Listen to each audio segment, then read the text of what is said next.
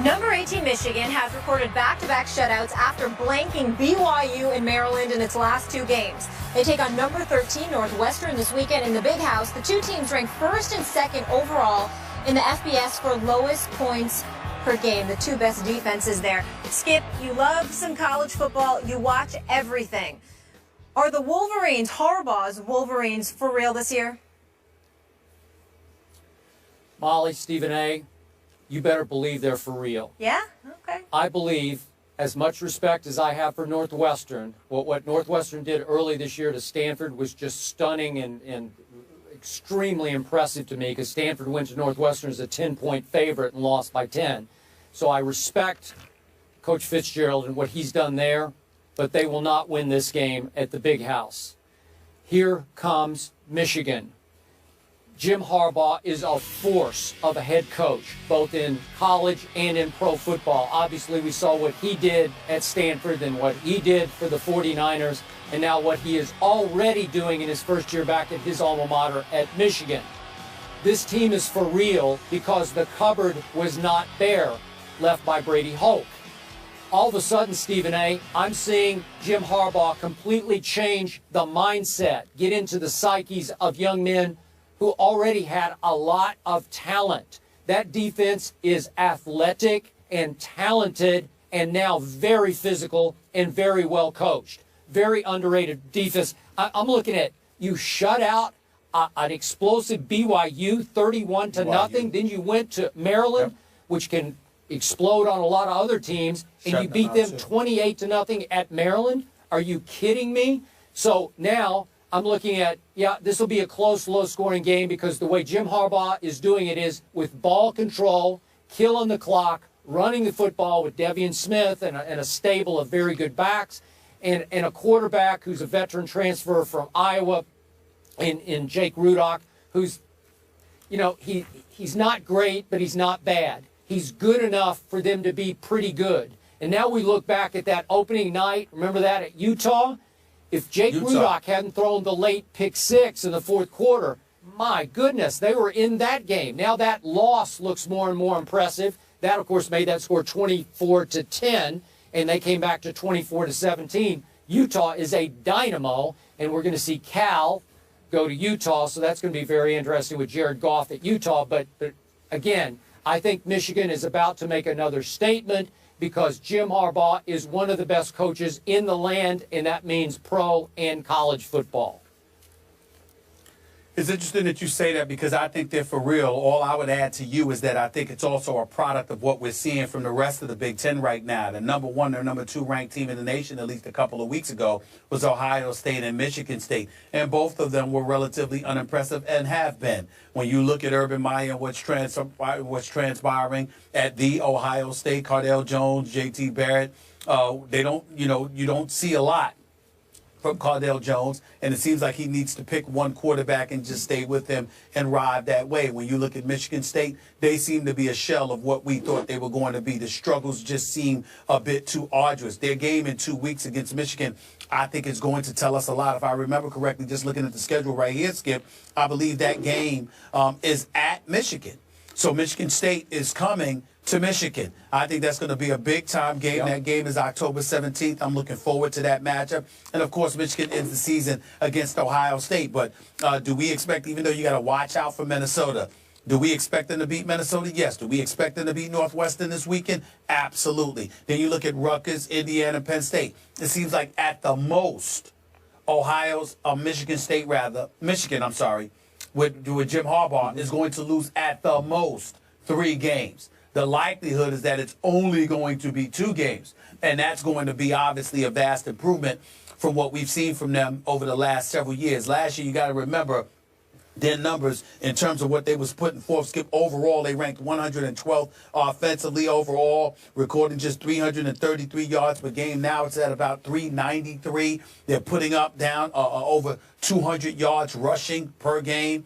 So when you look at those averages, that's relatively impressive with obviously with Devion Smith and those guys. So I'm looking at it from the perspective, they're grounding and pounding, they're coming at you. The cover wasn't there, as you pointed out, because their defense is no joke. Jim Harbaugh is an exceptional coach. He's coaching from a simplified perspective, putting them in a position where he's emphasizing not turning the ball over, protecting the football. That's where my question mark comes in, because Skip, already this year, Rudock has thrown 6 interceptions already. So even though they're annihilating folks over the last 3 weeks or so, the fact that against the Maryland, just looking at their schedule, the Marylands, the BYUs of the world and others, you still already have 6 interceptions in the first 4 games. To me, that's not a crazy deal, but this is an institution that last year had its quarterbacks throw 10 touchdowns and 18 interceptions. And so for me, I think that's something that Jim Harbaugh is going to pay attention to. I think Rudock has to cut down on those turnovers himself. I think if he does that, we'll see what happens. But I think ultimately, I only see the potential for 2 losses on this schedule. It's Michigan State and Ohio State, and I'm not sure they're not going to beat at least one of those teams. At least one of them. Okay, their last game, you got to remember, they have both Michigan State and Ohio State at Michigan. Both games are at Michigan this year. I think they win one of them. Hey, okay, Jake Rudock will become, he's very experienced because he was a longtime starter, obviously, at Iowa. I think he will become more and more of a low-risk game manager under Harbaugh, and I think they will be effective enough on offense to beat Michigan State at home. I'm still not quite sold that they can beat Cardale and company, because I think Ohio State is just still a little more talented. And last year, sometime in the mid-year, Ohio State caught fire, and I think they will again, and I think they might be a little too much for Michigan, even in the big house late in the year. The Cubs take on the Cardinals tonight in Game 1 of the NLDS. It will mark the first postseason meeting between the two teams. Now, the Cardinals won the season series, but the Cubs won 6 of their last 9 meetings. Skip, we all know this. The Cubs haven't won the World Series since 1908. Is this finally their year? Molly, Stephen A., I said this on the show last week, and I'm going to repeat it. I just have a weird gut feeling this is the year the Cubs finally break through. And as Stephen A. knows, I spent some time in Chicago as the columnist of the Chicago Tribune, which meant I spent a whole lot of time at Wrigley Field. And Stephen A., I've told you before in discussions about the Cubs, I was always amazed at the negativity the fans brought to Wrigley Field. It was almost a cultural crying in your beer fandom of what can go wrong, will go wrong with our little lovable Cubbies, the lovable losers that they were. And I always thought in my years covering the Cubs that mentality infected the psyches of the actual players on the field. They felt such negativity that even at a home opener that they might be losing in the 6th or 7th inning, somebody would hold up a sign saying, wait till next year. And Joe Madden is a wizard at changing a culture. We watched him change the culture in Tampa, and I get the feeling he's already changing this culture with all of his little gimmicks and shticks and games that he plays in the clubhouse. He's making this team finally laugh at the curse of the billy goat instead of letting it infect and deteriorate their psyches. All of a sudden, they've come together, and their body language says that they believe this is their year and they can break through. And when you have this year's Madison Bumgarner on the mound, Jake Arrieta, you know you have a chance every few days of dominating someone, because I'm not sure anybody certainly had a better second half of a season that Jake Arrieta just had. Now you've got a John Lester, who hasn't been just a good postseason pitcher in his past, but a great one. So your 1-2 punch is sensational, and it's going to give everybody the feeling we got a chance this time.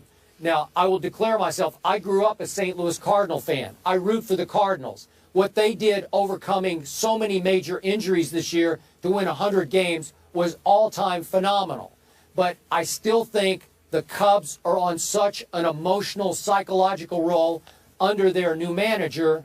I'm going to say this is it. This is their time. They're going to break through, as you suggested. It might have to be the next round against your New York Mets that you do not love. And yet, I think it's going to be their time to break all the way through. Well, I'm certainly not going to root for the Mets. I do believe, however, they would have an edge over the Cubs because they've got a deep rotation. And to me, I believe pitching wins you championships in the sport of Major League Baseball, obviously.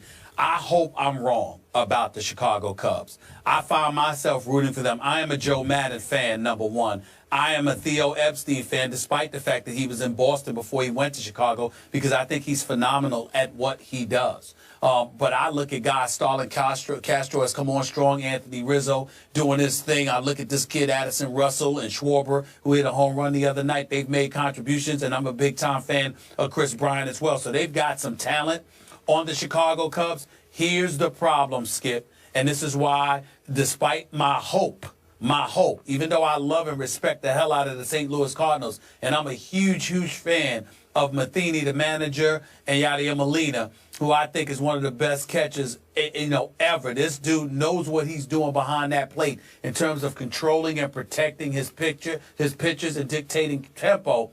I just believe that the fact that Arrieta can't pitch until Game 3, that only ensures that you're going to see him twice in this series, and I think they need him more than that to beat St. Louis. I think St. Louis is going to win this series unless destiny for the Cubs gets in their way. All right, Theo Epstein did it with the Red Sox. We'll see if he can get it done with the Cubbies. Now, how about Peyton Manning? Can Derek Carr get it done against them? It's the Raiders and Broncos. Do the Broncos have a shot at knocking them off? We'll get into that coming up.